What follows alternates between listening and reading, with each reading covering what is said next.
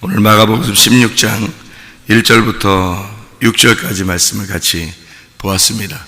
마가복음 16장 1절부터 6절까지 말씀, 우리 예수님 부활하신 그 장면을 이야기하는 것인데, 안식일이 지남에 그랬습니다. 안식일이 지났으니까 토요일 날이 지나고 이런 말이죠. 안식일이 토요일 날이니까. 이제 이 안식일이 지남에 두 여자가 막달라 마리아 그리고 야곱의 어머니 마리아, 살로메, 마리아라는 이름하고 살로메라는 이름, 두 이름 나와요. 그러니까 이제 여러 사람이 같다 하더라도 이름이 두 개가 나오는데, 하나는 마리아, 하나는 살로메 이렇게 나와요. 그 말은 마리아라고 하는 원래 이름이 어떤 이름이냐면 마라라는 이름에서 나온 이름이라고 그랬죠. 마라. 그러니까 구약에 있는 마라의 쓴물 할 때 그 마라의 이름에서 나온 이름이 미리암이라는 이름이에요. 그 미리암이라는 이름에서 신약에서는 마리아 이렇게 된 겁니다. 그러니까 마라, 미리암, 마리아 이렇게 되는 거죠. 그러니까 마리아라는 이름은 예수님을 이제 잉태하고 예수님을 출산하는 이름도 마리아예요. 그러니까 구약에 있었던 마라 그리고 미리암, 이 이름들이 마리아라는 이름이 되었을 때 예수님을 잉태하고 예수님을 출산하더라. 그러니까 우리가 마라의 쓴물처럼 인생을 살겠느냐, 아니면 마리아처럼 예수님을 잉태하고 살겠느냐. 신약에 오면은 마리아처럼 예수님을 잉태하고 살아야 된다, 그런 말이고요. 여기 있는 마리아가 마리아라는 이름하고 샬롬이라는, 살로메라는 이름하고 같이 나와요. 그러니까 여기서 16장 1절에 마리아라는 이름하고 샬로메라는 이름하고 같이 나오는 걸 보니까 마리아가 어떤 이름이라고 할래? 마라, 미리암에서 나온 마리아다. 그리고 예수님을 잉태했는데, 그리고 예수님을 출산했는데, 사람들이 이제 예언하는 자들이 뭐라고 그러냐면 이 아들 때문에 참 고통을 받을 것이다, 이제 이런 이야기를 해요. 그런데 그러니까 그 마리아는 이제 마라, 미리암, 마리아, 그러니까 고통 속에서 나온 아들을 출산하는 그런 십자가의 이야기를 얘기하죠. 근데 살로메라고 하는 이름은 평화라는 이름이에요. 이제 예를 들어서 구약에 있는 솔로몬, 샬롬, 살로메, 이게 같은 이름이거든요. 이런 살로메라고 하는 건 평화의 이름입니다. 그러니까 연합하고 하나가 되고 평화하고 하나, 이제 이렇게 하나로 만드는, 이제 둘을 하나로 만드는 그런 이름을 살로메다 이렇게 이야기를 해요. 그러니까 살롬이라는 이름이죠. 그러면 이제 이 마리아하고 살로메하고 둘 이름이 이제 가서 부활하신 예수님을 만나게 되는데, 예수님 이제 부활하신 예수님을 부활했다고 청년이 여기서 이제 얘기를 해줬다는 게 천사죠. 근데 두 이름이 가서 만났단 말이에요. 그러면 이 두 이름이 뭘 의미하겠어요? 마리아하고 샬로메하고. 그러니까 마라의 쓴물하고 평화라는 연합이라는 하나 되는 거라고.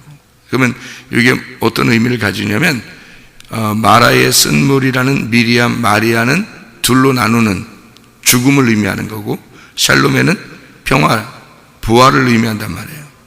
그러니까 이 둘이 가가지고 부활하신 예수님을 만나러 가게 된 거죠. 이 둘이 가서.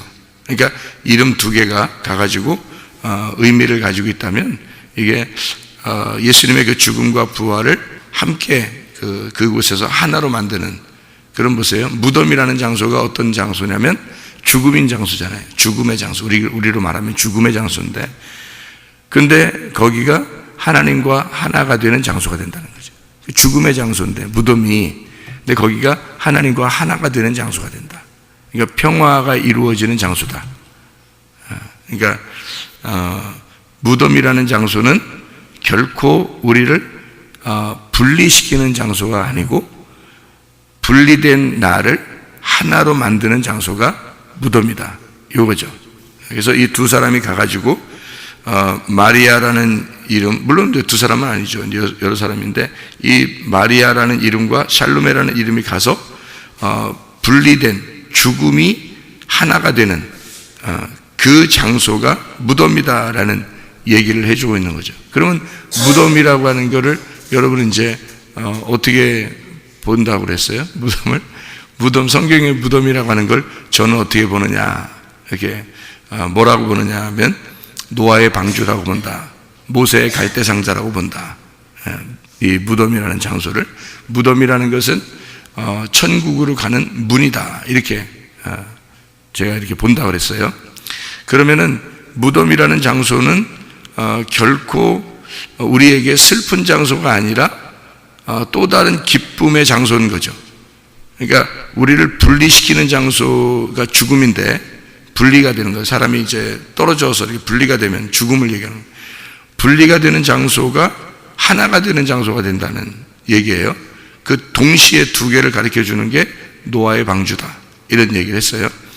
그러니까 노아의 방주는 그날 심판이 일어나는데 노아의 방주에 있는 사람들은 살아나는 역사가 있었죠. 그러니까 심판이 일어나는데 그들은 구원을 받아요. 그러니까 그 똑같은 상황을 연출해내는 장소가 노아의 방주였던 거예요. 그러니까 이 노아의 방주는 두 가지를 동시에 가르쳐주는 이야기였어요. 그러니까 제가 보는 성경은 어떻게 보는 거냐면 노아의 방주가 또 하나의 법궤라 얘기하는 거예요. 언약궤. 이 언약궤라고 하는 건 만군의 여호와의 이름이거든요. 이게 사무엘하 6장 2절인데 만군의 여호와의 이름이 법궤예요. 그러면 이 법궤라고 하는 만군의 여호와의 이름이 나갈 때 두 가지가 동시에 일어납니다. 다시 말하면 만군의 여호와의 이름이 나가잖아요. 그러면 어떤 사람은 심판해버려요. 만군의 여호와의 이름이. 그렇죠? 그래서 만군의 여호와의 이름이 예수의 이름으로 하면 귀신이 떠나갈 수 있습니다. 예수의 이름으로 그러면 문제 해결이 일어났습니다. 그러니까 문제가 볼 때는, 귀신이 볼 때는, 죄악이 볼 때는 예수의 이름이 오면 자기를 파괴하죠. 이해가 돼요? 만군의 여호와의 이름이라는 이름이 누구를 파괴하고 죽이고 만군의 여호와의 이름이 누구를 구원한다는 말입니다. 그래서 동시에 일어나는 일이죠. 그러니까 무덤이라고 하는 것이 결코 우리에게는 슬픈 것만 가르쳐주는 게 아니라 마라의 쓴물만 가르쳐주는 게 아니라 샬롬에라고 하는 샬롬, 솔로몬을 가르쳐주는 이야기다. 그래서 우리에게 부활을 가르쳐주는 장소고 거기가 하나님과 하나가 되는 장소를 가르쳐주는, 그게 바로 무덤이에요. 이게 노아의 방주고 모세의 갈대상자, 모세의 갈대상자를 엄마가 이렇게 강가에다 띄워보내면서 이 아이는 죽든지 살든지 하나님 아버지의 뜻대로 해주십시오라고 했을 때 이 아이가 그 죽음으로 내몰려졌을 때 그 물에서 이렇게 내몰려졌잖아요. 그러니까 이 물에서 건짐을 받았다 해서 모세가 되는 거거든요. 그 바로의 공주가 이 모세를 갖다 건졌다는 거죠. 건졌다. 그러면 뭐가 된 거예요? 물에 있었는데 건졌다라는 거예요. 그러니까 모세의 갈대상자는 뭘 의미하는 거냐면 죽음에서 부활로 옮겨지는 장소란 얘기예요. 그렇죠? 그러니까 죽음으로 내놨더니 그 모세를 건져서 모세를 만들었다. 다시 말하면 부활하였다, 이 말이거든요. 그러니까 죽음으로 보냈더니 부활하였더라. 그 장소가 뭐예요? 모세의 갈대상자란 말이에요. 그러니까 우리가 성경을 이렇게 보는 것은 한쪽 면을 이렇게 보면은 한쪽만 알게 되죠. 성경이 한쪽만. 근데 양쪽을 이렇게 가만히 보면은 그래서 구약과 신약이 있는 거예요. 구약으로 죽이고 신약으로 부활시키는 것 같아. 구약으로 죽이고 신약으로 부활시키는 것 같아. 하여튼 성경이 이렇게 두 개의 언약으로 돼 있어요. 그래서 죽음과 부활을 설명하는 거, 이걸 갖다가 복음이다, 이렇게 얘기를 해요. 십자가와 부활, 이것이 복음이다. 고린도전서 15장 1절부터 4절까지의 복음은 이런 거다, 이렇게 얘기해요. 십자가와 부활, 이 두 개를 같이 동시에 가르쳐 주는 것이다 라는 이야기예요. 그게 이제 이런 법궤 같은, 노아의 방주와 같은, 무덤과 같은 이런 만군의 여호와의 이름이다, 이거죠. 이게 그 만군의 여호와의 이름, 이것은 우리를 파괴하고 또 우리를 구원하는 이름이라는 얘기죠. 그러니까 주님의 이름, 예수의 이름이 우리를 파괴하고 죽이고 우리를 구원하시는 이름이다. 이게 여호와의 이름이라는 예수라는 이름입니다. 이제 무슨 말인지 이해가 되시겠죠? 이 두 개가, 그러니까 무덤이라는 건 결코 한쪽만 가르쳐 주는 게 아니다. 무덤이라는 게. 그러니까 구약의 이 성경을 읽는 독자들, 그러니까 성경을 아는 사람들은, 구약을 보는 사람들은 이 무덤을 결코 슬픔의 장소로 이야기하지 않아요. 그러니까 무덤의 장소로 자기를 인도해달라 이렇게 얘기하죠. 예를 들어서 아브라함의 그 죽은 장소에 이삭이 거기에다 묻히고, 또 야곱이 거기에다 묻혀 그 무덤에 묻어달라 그렇게 하고요. 그리고 이제 그 이스라엘 백성들이 다 아브라함과 이삭과 야곱이 한 곳으로, 거기에 이제 사라도 묻혔고 리브가도 묻혔고 그리고 레아가 묻혔습니다. 그러니까 우리가 보면은 야곱이 가장 사랑한 아내가 라헬인데 라헬이 안 묻히고요, 레아가 묻혔어요. 여러분 지난번에 한번 얘기했죠.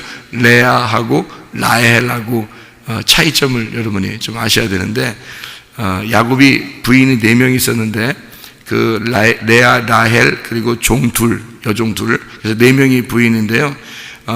나중에는 이 여종 둘을 갖다 종이라고 하지 않습니다. 다 부인이 된 거예요. 4명의 부인이란 건 사를 설명하려고 한 거예요. 사. 그러니까 야곱이라고 하는 가나안 땅에서 온 이 가나안 땅에서 온 아브라함, 이삭, 야곱, 아브라함, 이삭의 아들인 아브라함의 손자고 이삭의 아들인 야곱이 이쪽 그 외삼촌의 집에 가가지고 부인 둘을 얻고 그 다음에 여종 둘을 얻어서 4명의 부인을 얻고 그리고서 다시 가나안 땅으로 가게 되는 거거든. 그러니까 이 가나안 땅에서 내려와서 부인을 얻어서 다시 가나안 땅으로 올라가는 거예요. 이게 사인이란 말이에요. 사인. 사인인데 그게 이제 손가락인 거죠. 사인이니까. 사인은 손가락, 표적이에요. 표적. 이게 표적이에요. 그림자. 우리에게 보여주는 그림자. 이걸 통해서 뭐를 설명해 주는 거예요. 그러니까 그 설명하는 그게 실제고 요거는 보여주는 거란 말이에요. 그림자로. 그러니까 아이고 뭐 야곱이 4명의 부인을 얻었대, 뭐 우리도 4명을 얻을 수 있어, 뭐 이게. 그래서 이스라엘에 가면 여러분이 남자가 부인을 4명 얻을 수가 있습니다. 예. 꼭 이스라엘 갈 필요는 없어요, 여러분이. 지금 부인을 4명을 얻을 수 있도록 법으로 돼 있어요. 4명을 얻을 수 있어요. 왜 그러냐면 자기들이 누구 자손이에요? 야곱의 자손이거든요. 이스라엘의 자손이기 때문에 이스라엘이 4명의 부인을 얻었으니까 법으로 정해놓은, 어떻게 할 수가 없으니까, 이게 자기들이 야곱의 자손이니까 어쩔 수 없으니까 이걸 법으로 해놓은 거예요. 그런데 이제 법은 그렇게 돼 있는데, 괜찮게 돼 있는데, 근데 이제 요즘 사람들이 유럽의 영향을 많이 받고 선진국의 그 영향을 많이 받았으니까 이스라엘 사람들이 대부분 1명의 부인을 얻습니다. 1명의 부인하고 같이 살아요. 근데 4명까지는 얻을 수 있어요. 4명까지 얻어도 그렇게 큰 문제가 안 돼요. 그러니까 이스라엘의 자손이니까, 그러니까 야곱의 자손이니까 4명의 부인을 얻는. 이것은 근데 4명을 부인을 얻었느냐, 뭐 얻어야 된다, 안 해야 된다, 부인 4명 있으면 복잡하다, 1명만 부인 얻어야 된다, 뭐 이런 의미가 아니고요. 이건 표적이란 말이에요. 표적. 표시란 말이죠. 그러니까 손가락과 같은 거예요. 손가락을 볼 필요 없죠. 진짜 저기 나타내는 저쪽 내용을 봐야 되지. 손가락을 보는 의미가 없잖아요. 이 손가락이 야곱이 4명의 부인을 얻었다는 얘기거든요. 4명의 부인을 얻어서 가나안 땅으로 다시 들어갔다. 이 말은 무슨 의미겠어요? 넷이 4가 이 땅을 말하는 겁니다. 이 땅. 그러니까 3은 하늘을 말하는 거고 4는 땅을 말하는 거예요. 그래서 땅을 말해서 이 땅을 뭐라면 밭이라고 해가지고 땅 이렇게 네모나게 만들어요. 네모나게. 이걸 밭이라 그래요. 밭. 네모나게 이렇게 해서요. 그래서 이 땅을 갖다가 표시를 넷이라고 표현한 거거든요. 그러니까 하늘에서 신랑 되신 예수님이 이 땅에 내려와서 신부인 우리들을 신부를 구해서 다시 하늘로 올라간다. 이거를 설명하기 위해서 야곱이 가가지고 이 4명의 부인을 얻어서 12아들을 낳고 다시 가나안 땅으로 올라가는 거예요. 그러니까 성경은 다 3, 4 그리고 12 이렇게 되어 있는 거죠.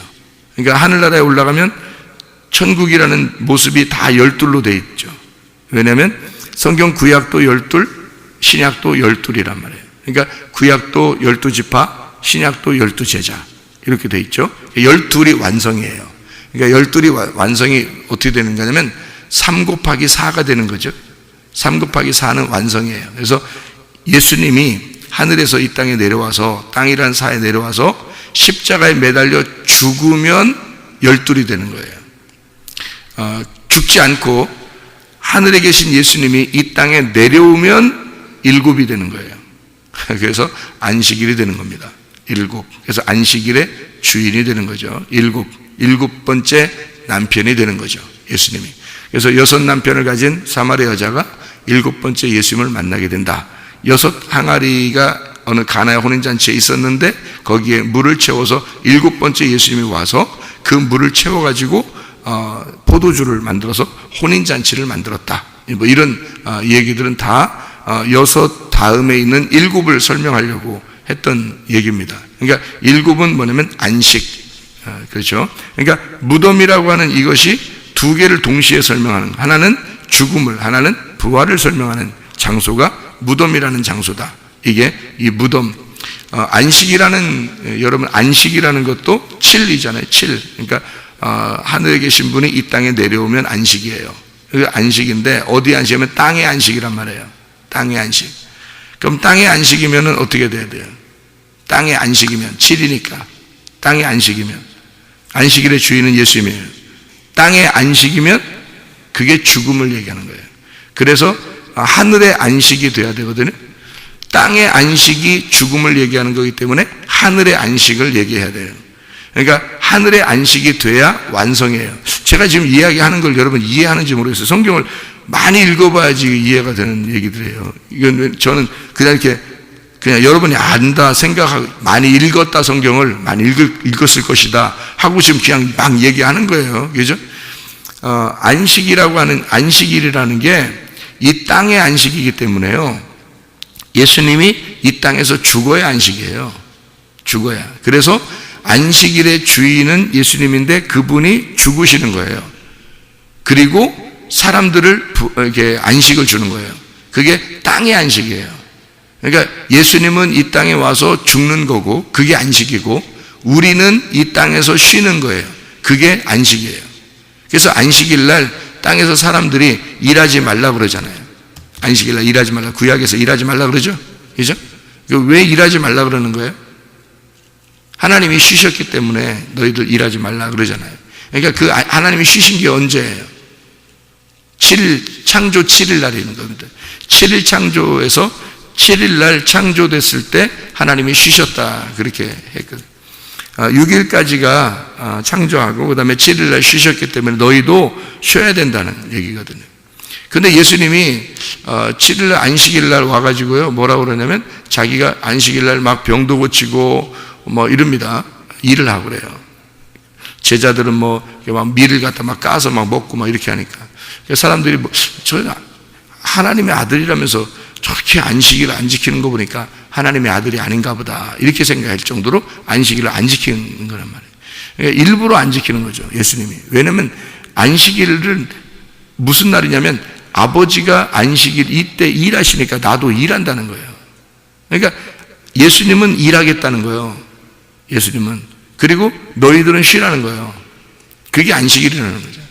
근데 사람들은 생각할 때 다 쉬어야 된다니까 예수님을 뭐라고 생각하면, 사람이니까 우리 하나님이 쉬었으니까 너도 쉬어야 되지 않냐. 근데 왜 넌 안 쉬냐. 이렇게 되는, 하나님이 일하시는데 나도 일해야 된다, 이런 거죠. 그러니까 무슨 말이냐면 예수님은 안식일 날 일해야 되는 거고 너희들은 쉬어야 된다는 얘기를 하는 거죠. 그러니까 우리는 생각할 때 안식하면 쉬는 건데 예수님은 안식일 날 일을 하는 거예요.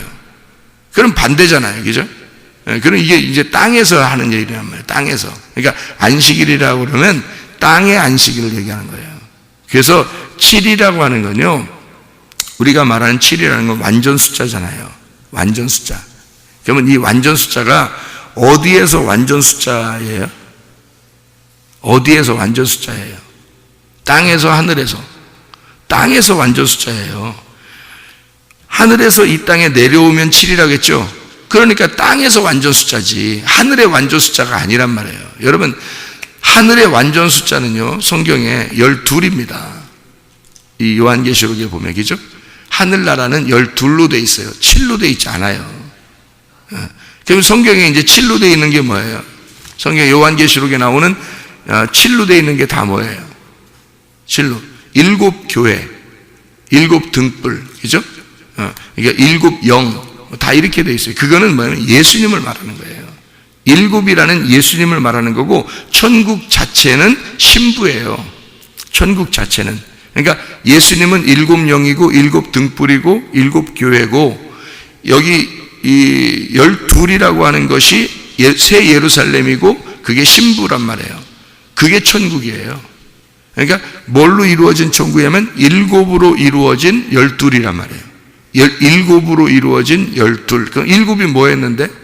7이 이 땅의 안식일인 예수님을 말한다 이거죠. 그럼 하늘의 안식은 몇이라고요? 12. 그러니까 땅의 안식은 7, 하늘의 안식은 12. 그래서 땅의 안식에서 완성이 되면 12이라는 하늘의 안식이 되는 거죠. 그러니까 이 땅에서는 예수님은 살아야 된다, 죽어야 된다.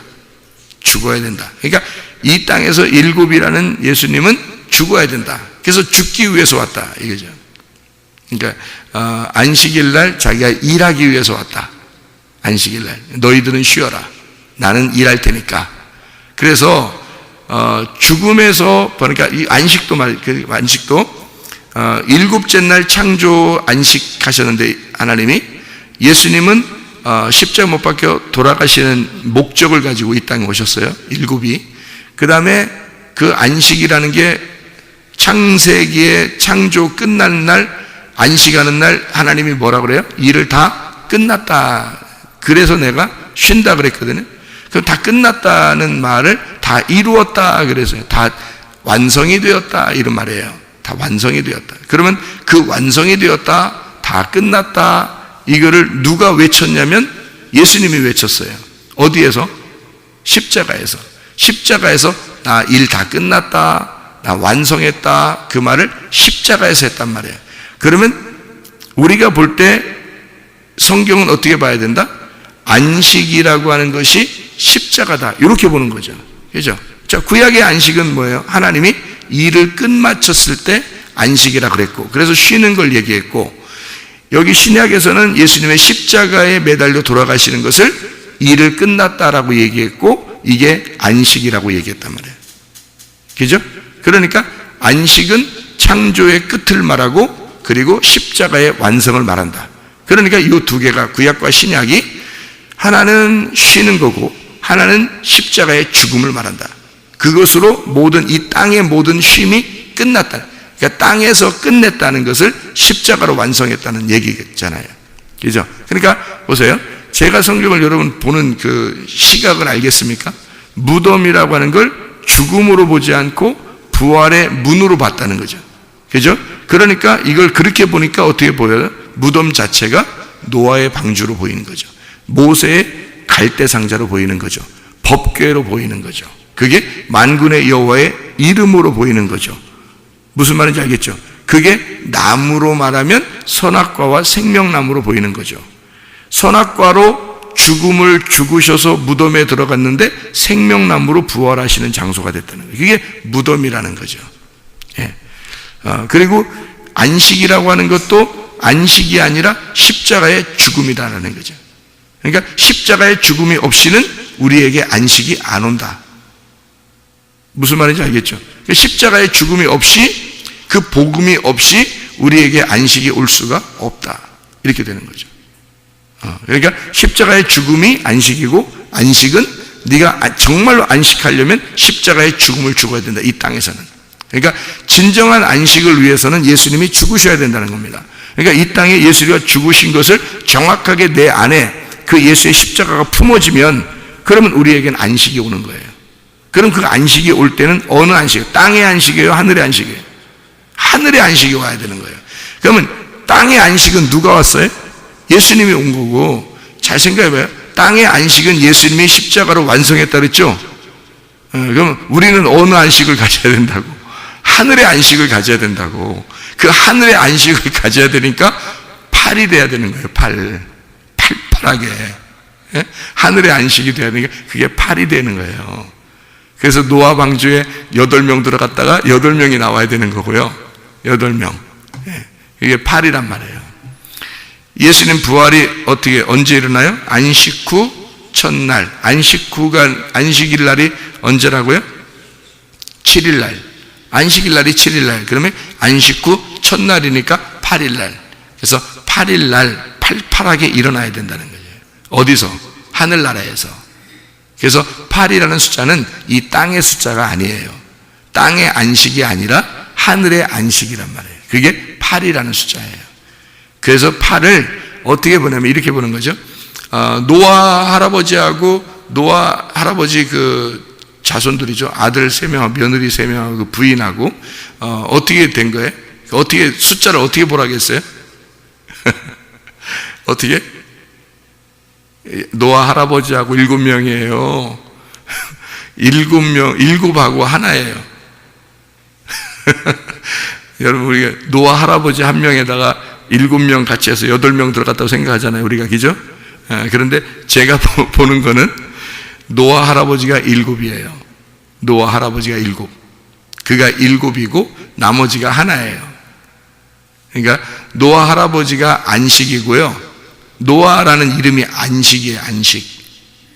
휴식, 안식이라는 단어고 노아가 안식 7이에요. 그러니까 예수님이에요. 나머지 이게 다 합해서 하나예요. 그게 다 합해서 그게 이제 7명인데 그 7이라는 예수님에게 속한 자, 그가 신부예요. 그러니까 예수님과 나를 말하는 거죠. 그런데 그게 노아 할아버지와 그 7 식구들, 그래서 요거를 8이라고 이렇게 얘기하는 거예요. 그러니까 예수님 한 분하고 교회인 나하고 합해지면 8이 되는 거예요. 그럼 교회가 나만 있나요? 여러분도 다 같이 교회죠? 그럼 여러분은 한 명이 아니죠? 여러 명이잖아요? 여러분이? 우리가 다 교회가 여러 명이잖아요? 이 여러 명이 하나란 말이에요. 이게. 그래서 이 하나하고 7이라는 예수님하고 합해지면 8이 되는 거예요. 그게 안식 후 첫날이란 말이에요.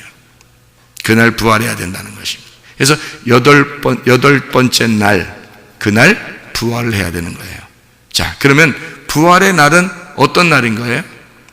부활의 날은 8번째 날. 성경에 8번째 날 행하는 것이 있는데 8번째 날 행하는 게 있어요. 뭐예요? 할례입니다. 할례를 8번째 날 하잖아요. 그죠? 할례라고 하는 건 어떤 날이에요? 할례 하면 아픈 날 이렇게만 생각하지 마시고 할례 그러면 뭐라고 우리가 생각을 해야 돼요? 할례는 껍질이 벗겨지는 날이에요. 껍질이 벗겨지는 날. 여러분 아마 여자들은 잘 모를 거예요. 하여튼 껍질이 벗겨지는 날이에요. 그게 할례인데 성경에서는 남자들만 했어요. 그런데 이 남자들만 했다고 여자가 안 하고 여자는 구원받지 못하고 그런 게 아니에요. 이건 표적이니까. 할례도 표적이잖아요. 그죠? 할례를 하면 천국 가고 안 하면 지옥 갑니까? 성경에? 아니, 그 표적이니까. 손가락이란 말이에요. 손가락. 그 실제를 보면 된다 그랬죠? 손가락을 본다고 구원받는 게 아니에요. 손가락에 해당되었다고 구원받는 게 아니고 저기 그 실제를 보는 거예요. 손가락으로 가리키는 저기 내용을 봐야 된다는 거죠. 그게 할례라고 하는 겁니다. 할례는 껍질이 벗겨지는 걸 할례라고 그러죠. 그러면 껍질이 벗겨질 때 그 껍질 어떻게 돼 있어요? 껍질은 이렇게 껍질을 갖다 이렇게 잘라냈는데 그 껍질을 갖다가 막 보관하고 막 액자에다 걸어놓고 막 이러나요? 아니죠? 예, 껍질은 버리는 거예요. 껍질은 버리는 거예요. 보관할 필요 없어요. 껍질은 버리는 거예요. 껍질이 벗겨지잖아요. 그러면 뭐가 드러나요? 씨가 드러나는 거예요. 알맹이가 드러나는 거예요. 알곡이. 그러니까 껍질이 벗겨지고 알맹이가 드러나는 날이에요. 그날이 8일 날이에요. 할례는 날이에요. 할례가 그런 날이거든요.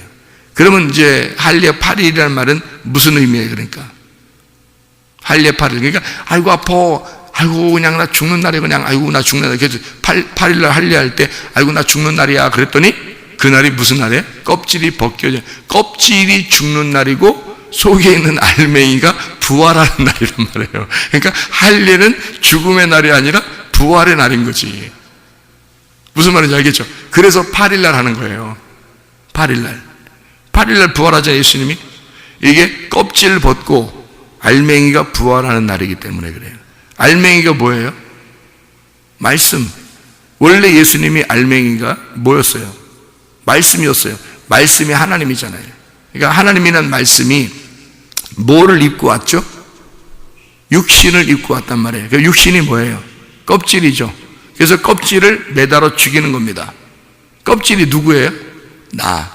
그러니까 나를 입고 와서 내가 십자가에 매달려 죽으면 안식이 오는 거야. 땅에서 일이 다 끝나는 거야. 그러면 뭐가 부활하는 거예요? 말씀이 부활하는 거예요. 네, 그게 8일날이란 말이에요. 그러니까 말씀이 완전히 부활하는 날. 그럼 여러분 속에 육신이 죽고 말씀이 부활하면 여러분 어디에 살고 있는 거예요? 차원이 땅에서 사는 게 아니라 하늘의 차원에서 살게 되는 거예요. 그러면 그게 8일을 살아야 된단 말이죠. 이 땅에 7일을 사는 게 아니고, 아직 십자가에 죽어야 될 7일을 사는 게 아니고요, 8일을 사는 거란 말이에요. 7일도 안식일이라고 하는 게 이게 다 뭐예요? 여기서 말하는 표적입니다. 그러니까 우리는 표적을 가지고 살 거냐, 표적 너머에 있는 부활한 예수를 보고 살 거냐 이거예요. 이해가 되겠죠? 무슨 말인가? 표적이 아니라 그 너머에 있는 실제를 보고 살아야 된다. 그러니까 손가락을 보고 산다. 사람들이 성경을 보면서 손가락만 보고 쳐다보고 산다는 거예요. 안식일이 뭐냐, 안식일에 뭐 해야 되냐, 안식일 어떻게 지내야 되냐, 뭐 안식일이 뭐 이렇게 산다면 사람들이, 그건 표적이죠. 그건 하나의 손가락이란 말이에요. 이해가 돼요? 그 너머에 있는 내용을 봐야 되죠. 왜 안식일이 있는지. 그러니까 안식일을 지키는 게 아니라 그 너머에 8일을 봐야 된다는 거죠. 8일. 그래서 예수님이 부활하는 것은 8일날 부활하는 거예요. 왜냐하면 그 너머를, 껍질을 벗기고 알맹이가 나와서 진짜 내용을 가르쳐 주려고 했던 거니까, 할례가 죽음을 얘기하는 게 아니라 부활을 얘기하는 거라는 얘기죠. 할례는. 그러니까 할례가 부활을 얘기하는, 그게 침례라는 얘기예요. 모세의 갈대상자를 강가에 띄워서 죽였더니 건져서 모세가 되었죠. 건졌다. 이게 물에서 건졌다. 그래서 모세 그랬더니 모세라는 게 모쉐거든요. 메시아는 메시아. 이게 메시아예요. 그래서 물에서 건진 받은 부활한 메시아가 이스라엘 백성들을 건지러 가는 거예요. 그게. 그래서 메시아인 거예요. 모세가 구약의 메시아인 거예요. 신약의 메시아는요? 예수님이죠. 뭐. 그래서 예수님을 그리스도라 그러는 거예요. 구약의 메시아가 신약의 메시아를 이름을 헬라어로는 그리스도라 이렇게 말하는 거죠. 구약에서 그리스도를 구약의 히브리 말로는 뭐라고 얘기하냐면 메시아라고 얘기하는 거고요. 그러니까 메시아가 그리스도라는 이름이에요. 이해가 되겠죠?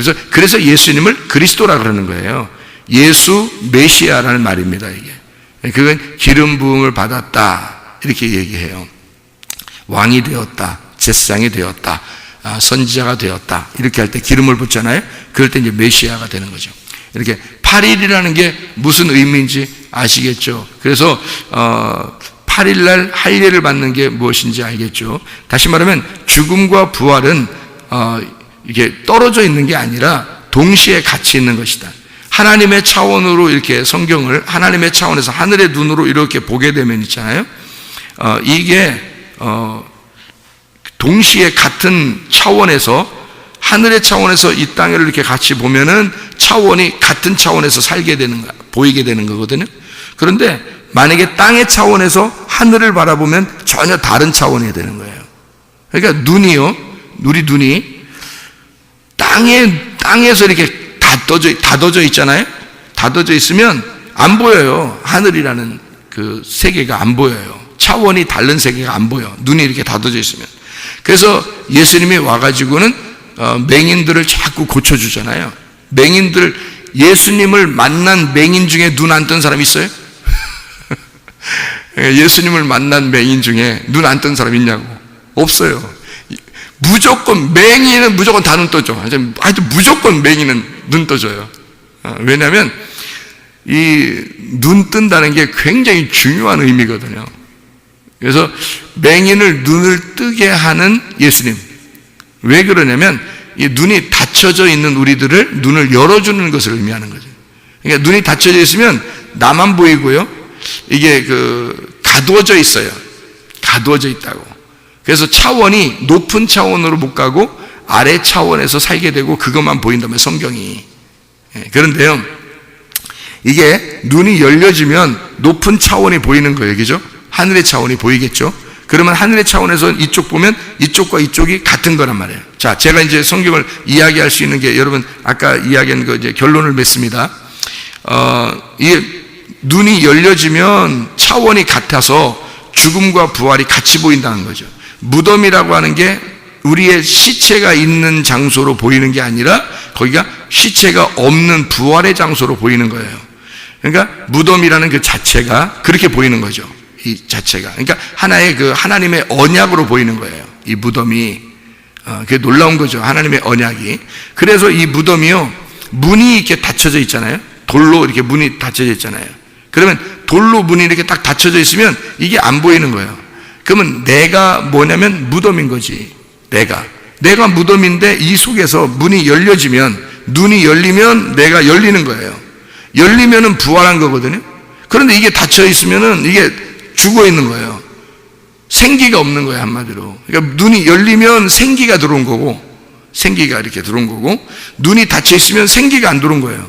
그러면 어떤 사람이 되냐면 생기가 안 들어와 있으면 우상이 되는 거고요. 생기가 들어오면 사람이 되는 거예요. 그러니까 여러분이 땅에서 아직 생기가 들어오지 않았다 그러면 우상인 거예요, 우상. 근데 우상이 생기가 안 들어오니까 하나님의 생기가 안 들어가니까 짐승이 가만히 있지 않는다 했죠. 짐승이 여러분에게 생기를 불어넣어줘요. 그러면 여러분 우상 666이 돼버리는 거예요, 그게. 근데 하나님께서 생기를 불어넣어서 여러분에게 하나님의 진리의 말씀을 여러분에게 불어넣어줬다. 그래서 여러분이 말씀을 있잖아요. 정말 진리의 말씀을 들어야 되는 겁니다. 진리의 말씀을 들으면 하나님의 생기가 들어가는 거예요, 여러분에게. 그런데 그 하나님의 생기의 말씀이 뭔지도 모르고 안 듣고 막 이러잖아요. 그러면 짐승이 자기 말을 집어넣어 버려요.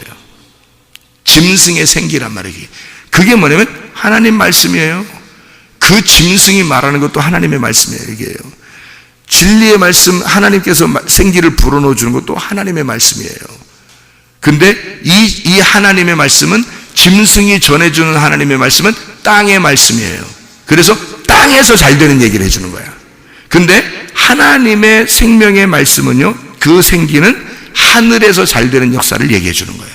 그러니까 하나님의 영혼의 구원에 대한 이야기를 해주는 거예요. 너희들 영혼이 구원받아야 된다는 이것을 정확하게 믿음을 심어주는 거죠.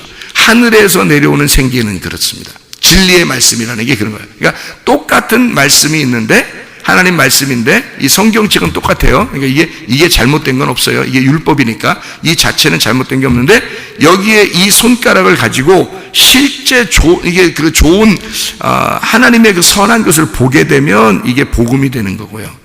이거를 하나님의 복음을 못 보면, 그 손가락 자체만 보면은 여기서 땅의 말씀이 되어버리는 거예요, 이 말씀이. 그러니까 그게 짐승의 생기란 말이에요. 하나님의 생기는 위에 있는 말씀이고 내용을 알려주는 거고요. 진리의 말씀을 가르쳐주는 거다. 무슨 말인지 알겠죠?